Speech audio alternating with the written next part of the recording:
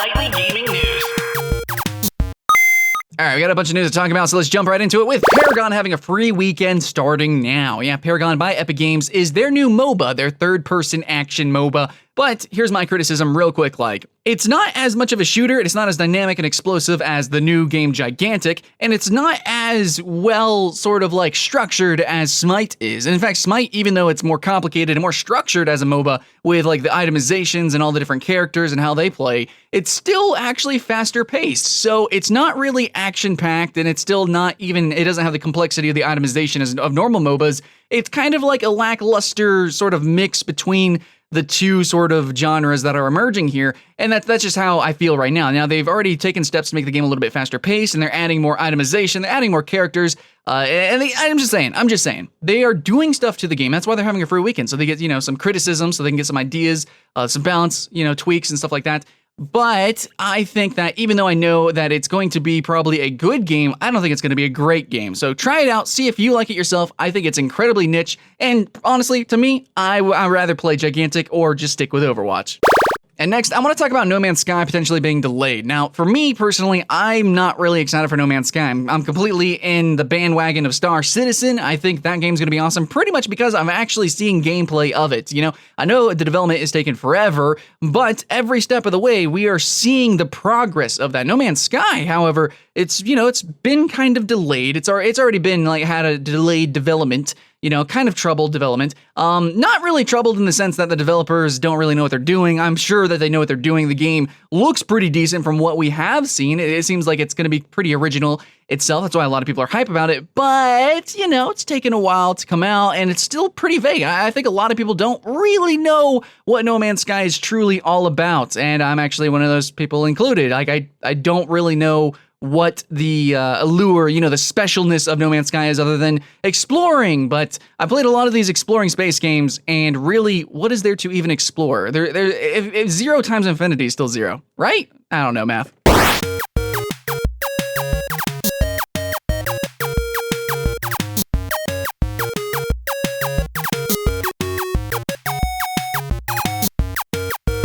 All right, now I want to talk about a game that just got revealed. This is the reveal trailer, and I am super hype about it. When I was watching the trailer, I didn't even know it was a multiplayer arena fighting game. I did not know that. I was looking at it, I was like, oh, this might be a really cool action RPG. I'll play this. But then at the very end, it said that it is a melee PvP game. I freaked out. This looks amazing. This is the kind of stuff that you might be able to get in a single player game.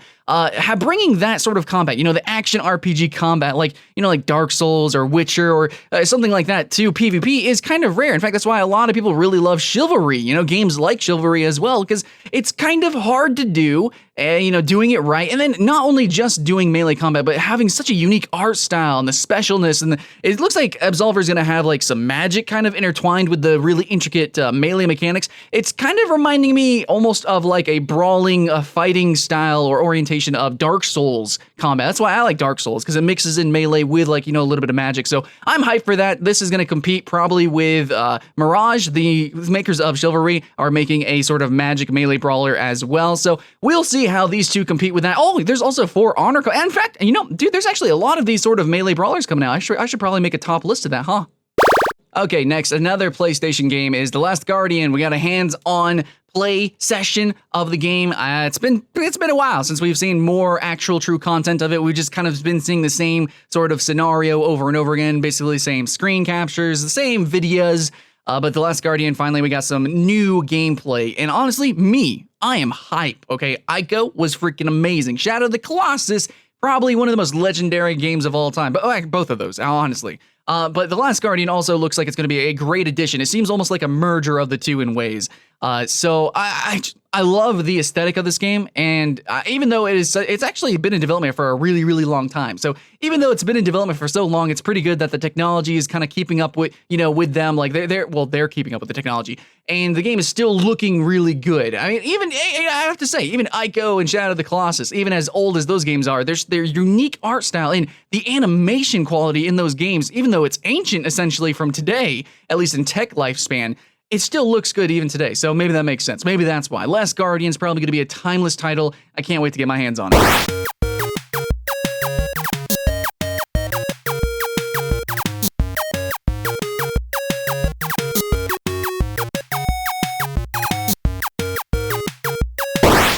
Okay, so in minor news, let's talk about Minecraft getting a new PvP mode. This is actually super duper small news. Like a lot of people, you guys probably don't even care. I mean, Minecraft's a huge game and all, but it getting a PvP mode is kind of almost like non-news because already if you jump on some servers, they have plugins to just play all sorts of different kinds of mini games, co-op modes, PvP modes, team versus team modes, fucking guild versus guild modes. Like there's all sorts of crazy different stuff already in the PC Minecraft. No, it's not in the vanilla Minecraft, but easily just plugins are added to the servers. You don't even need to download anything as a player and you just jump in and have fun. I really like the Evolve game mode. I think it's really fun. So yeah, I just want to talk about this though, because there is a set amount of maps and this is going to be a free update in vanilla Minecraft, right? But the new maps potentially are going to cost money, maybe around $2, $3, $4. Who knows? I am not a fan of that. Okay. I don't like that. In fact, if they're going to do stuff, no. Even if it went free to play, I don't believe in severing the community but have different maps and stuff like that. Like why would you do that? What if I have a map and I want to play with a friend and he doesn't have the maps, then what? I can't play on my new maps or I can't play with him? Because that's how Call of Duty is, or a Battlefield. That's not cool, and I hate that shit. Everyone hates that kind of shit. So just wanted to say that. You know, Minecraft has been a game that I've loved. I loved its modding scene and all the free content that basically I get because of other players and their servers. So I don't know, Microsoft taking the reins here, kind of, is it corralling all of our creativity, or is it going to be a platform that we can jump off of and expand our creativity? So far, seems, not so much of that. All right, let's talk about some new console news. We got a new Xbox on the horizon here. This is no surprise. This is still kind of like rumors, like what it's exactly going to be, how it's going to perform, what it's going to actually do. Well, we do know that a slim Xbox is coming this year. However, a more powerful one will probably be coming next year.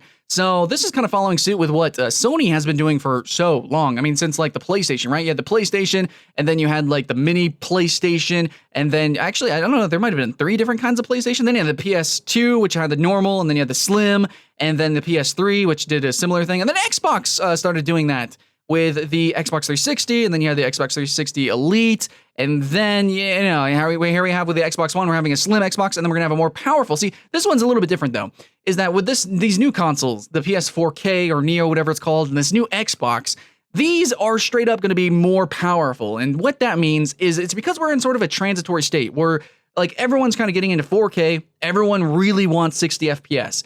Some games can't handle it. Now, I don't believe that you're gonna be able to go back and play games at that were locked at 30 FPS and now at 60. I think what it's going to be is it's going to be a resolution thing. You'll be able to play games that normally are locked at 720p, which is like what the Halo game. I think Halo is stuck at 720p or like around, it's like 920p or some bullshit. I don't know.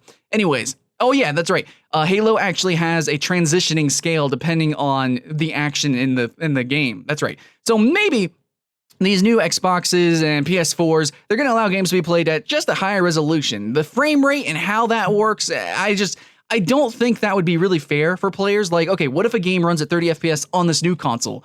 What if you have an old Xbox One? Are you just not going to be able to play it? Like, that's not cool. So I think resolution scaling is a lot more fair and a lot more reasonable, okay? So that's probably what it's going to be like. Games that would be playing at 720p, you can now play them at 1080p or maybe even 4K. I think really the goal would be 4K. I mean, if you're going to have an upgrade, give us a decent upgrade, at least with some games. But likely case is going to be games are, instead of being 720p, will be 1080p. And they might play a little bit smoother and they won't have as fluctuating of a resolution.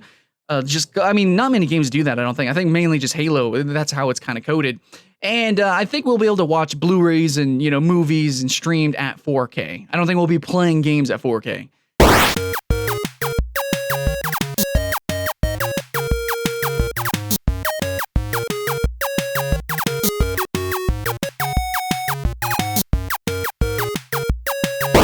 All right, guys, that time of the day where we talk about the channel of the day, and this is actually going to be combined with the cosplay of the day. See, this is going to be Shappi Workshop. I think actually that's how you pronounce her. Shappi. Anyways, so this cosplayer actually kind of stole my heart. She cosplayed as Bellona from Smite, and I kind of fell in love. Like, I'm like, literally, guys, have you ever had like a love at first sight kind of reaction? Anyways, that's kind of how I felt. I'm being completely real with you guys too. I posted on her Twitter. I was like, oh my God, you're beautiful. This is an amazing cosplay. And I followed her on YouTube, Twitter. I completely followed her. Anyways, So this is her YouTube channel. Also, this is a very recent cosplay where she cosplayed as Kale from League of Legends. As you can see, not only is she just gorgeous. Seriously, guys, if you guys can get me a date with her, holy crap, wife material. Anyways, she's gorgeous in my opinion, but also her cosplay is really, really incredibly well done. Fantastic. Big, uproarious, like she's not afraid to wear armor. She's not afraid to, like, as you can see, giant wings and just crazy stuff. She's out there. Her channel's kind of still smaller, but I think she's gonna grow tremendously as she becomes known through the cosplay and just the gaming world. And that's pretty much it for the gaming news that I really cared about or cared to put in a video. Okay, so we're done here, but we got a question of the day. This is the section where I ask you a question and you answer and stuff, and I give you my responses as well. So here was yesterday's question and a responsorino. Thank you so much, friends. And today's question of the day. Would you rather buy a new upgraded console, you know, like the PS4K or a new Xbox 2 or Xbox One or Xbox One Squared, whatever the fuck it'll be called? Would you rather buy one of those or upgrade your PC for the same amount of money? Okay, so I'm gonna give you my answer to kind of help elucidate. With Nvidia's new GTX 1080, right? I'd rather buy that, upgrade my machine so that I could play every game flawlessly, you know, do better videos, better streaming. I'd rather spend the money on that versus upgrading my PS4 to a PS4K. I feel like, for the most part, the console experience is kind of set in stone. That's the point of consoles, so I'm kind of conflicted and I feel weird why they're doing these bigger consoles. I'm assuming it's for people who don't already have, you know, like 4K ready PCs, but I do, so I'll just keep my PS4 the way it is. I don't care to upgrade it, and I will spend the money to upgrade my PC. In fact, what I'm gonna suggest to you guys, which I normally don't do in the question of the day, is I'm gonna suggest that if you don't have a console and you don't have really a gaming PC, and you're looking to maybe get one of these PS4Ks or get a new gaming computer, I'm gonna suggest you build your own gaming PC. It'll cost a couple $100 extra, 1 to 2, but you will have a better machine.